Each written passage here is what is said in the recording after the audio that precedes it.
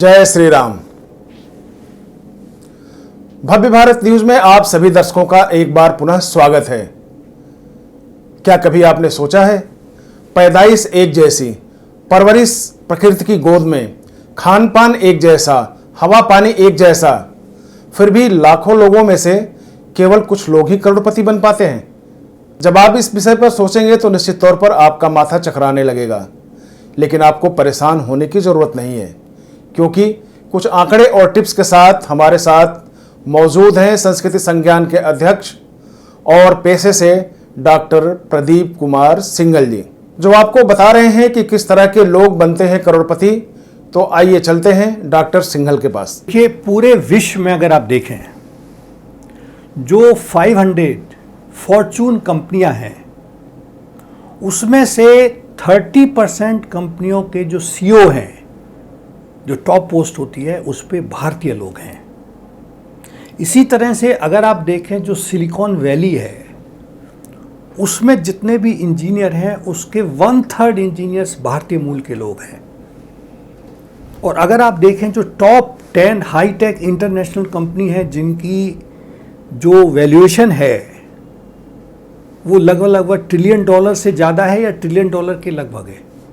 आप जैसे गूगल देख लीजिए, आप माइक्रोसॉफ्ट देख लीजिए, ये ट्रिलियन डॉलर कंपनी है। ट्रिलियन डॉलर आप जानते हैं कितना होता है? 1 लाख करोड़ डॉलर। 1 लाख डॉलर मतलब करीब समझ लीजिए 73 लाख करोड़। इतना मतलब इतना वैल्यूएशन। इन कंपनी के जो सीईओ हैं वो भारतीय मूल के लोग हैं।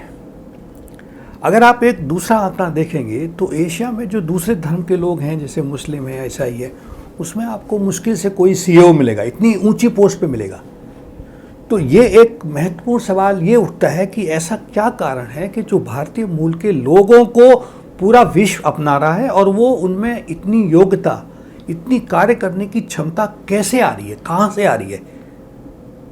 ये सवाल जानने योग्य है। पूरा विश्व उनको क्यों अपना रहा है? इतनी बड़ी बड़ी कंपनियां क्यों उनको अपना रही हैं? तो अगर आप देखें, जो हमारी भारतीय संस्कृति है, भारतवर्ष में हजारों साल से ये पुरानी संस्कृति है। तो जो भारतीय हैं, उनके ये खून में ये संस्कृति आ गई है। उनका जो आचार है, उनका जो व्यवहार है, जो हमारी संस्कृति के सिद्धांत हैं, जो मूल्य हैं, उसके हिसाब से उनका जीवन चलता है। अब आप देखेंगे, लेकिन बहुत से लोग आपको ऐसे मिलेंगे, वो कहेंगे जी हम तो संस्कृति में विश्वास नहीं करते, हम तो ये नहीं मानते हैं। लेकिन चूंकि वो उसी समाज में पल बढ़ रहे हैं, उसी भारतीय समाज में वो पल बढ़ रहे हैं, तो जाने अनजाने वो भी कहते जरूर हैं, लेकिन वो भी उन्हीं मूल्यों और आदर्शों को पालन कर रहे हैं। तो अब भारतीय संस्कृति में ऐसा है क्या? क्यों? देखिए, सबसे बड़ी जो चीज़ भारतीय संस्कृति में है, एक तो उसमें कर्म को प्रधान माना गया है। हमारी संस्कृति में ये कहा गया है कि भाई आप कर्म करो, तन मन धन से कर्म करो, आप फल की चिंता मत करो, फल आपको मिलेगा।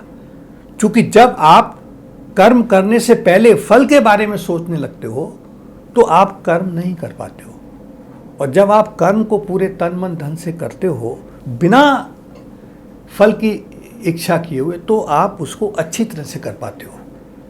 तो भारतीय संस्कृति में ये सिखाया गया है। दूसरा, भारतीय संस्कृति में जो एक बहुत बड़ा जो उसका मूल एक सिद्धांत है कि हम सबको समान समझते हैं।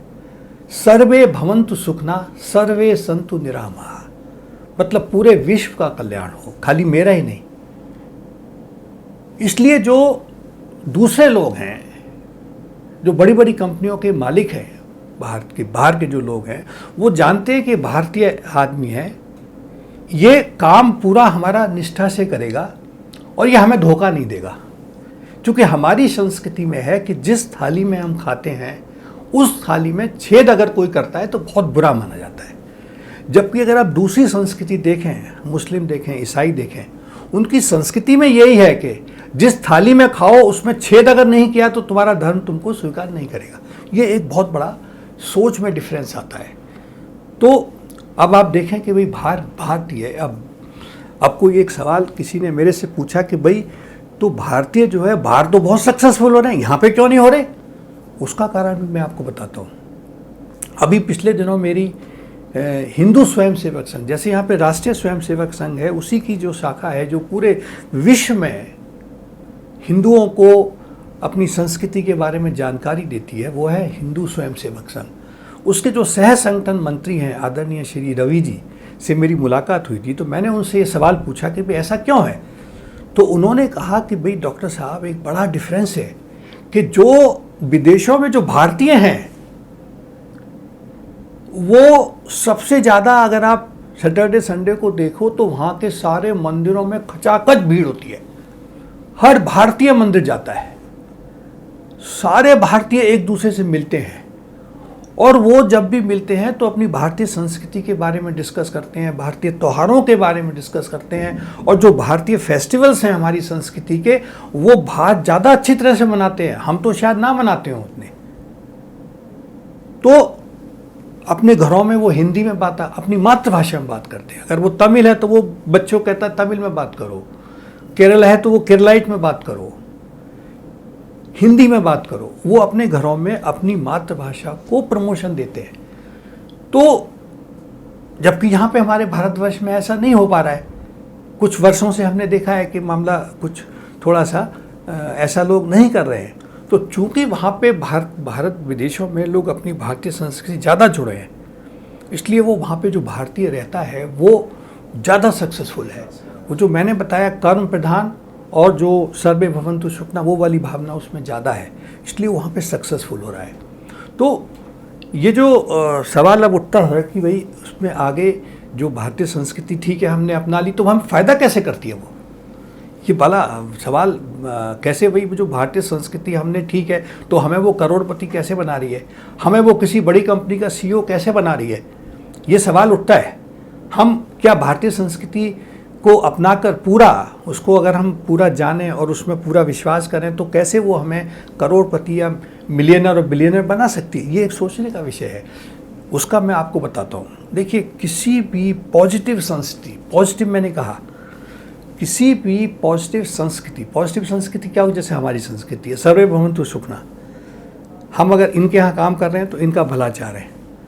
हम ये चाह रहे हैं कि अगर हम पे इतना पैसा आए तो हम भाई सबको बांट दें, जबकि दूसरे धर्मों में ऐसा नहीं है, तो उनमें नेगेटिव संस्कृति है वो। तो जो पॉजिटिव संस्कृति होती है, जब उसमें आप आस्था रखते हो तो आपके अंदर एक पॉजिटिविटी पैदा होती है।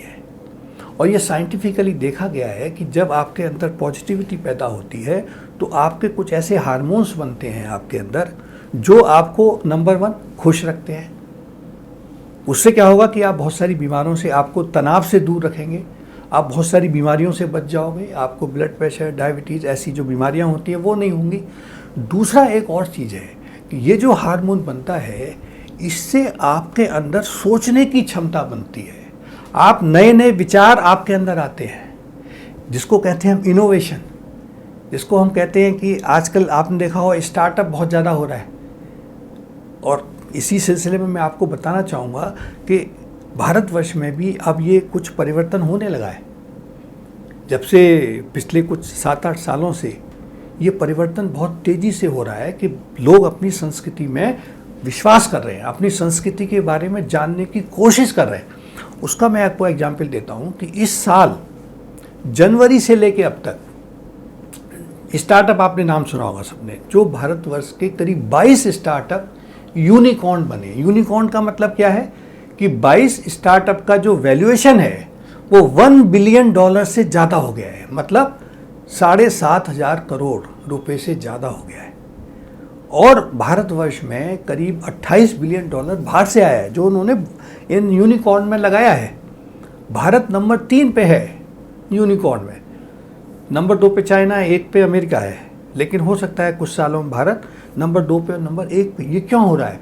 ये इसलिए हो रहा है कि जो भारतीय युवा बाहर चले जाते थे और बाहर भारतीय संस्कृति के प्रभाव में आके बढ़िया काम करते थे, सक्सेसफुल हो, दूसरे लोगों को वो बिलियनर बना रहे थे, वो अब खुद अपने लिए काम कर रहे हैं। ये प्रवृत्ति बहुत अच्छी है और मेरा तो ये मानना है कि अगर ये प्रवृत्ति को और बढ़ावा दिया जाए, अगर भारत के जो युवा हैं उनमें अपनी संस्कृति के प्रति आस्था को और बढ़ाया जाए, तो आप देखेंगे कि भारतवर्ष में भी अनेकों अनेक आपको करोड़पति, बिलियनर, मिलियनर मिलेंगे। तो मेरा एक ये संदेश है इस वीडियो के माफिक कि अगर भारतीय युवा अपनी संस्कृति में पूरा विश्वास दें, आस्था दें, तो उनको आत्मनिर्भर बनने में, करोड़पति बनने में, और वो कोई भी स्टार्टअप शुरू करें उसको बिलियनर बनने में बिल्कुल देर नहीं लगेगी।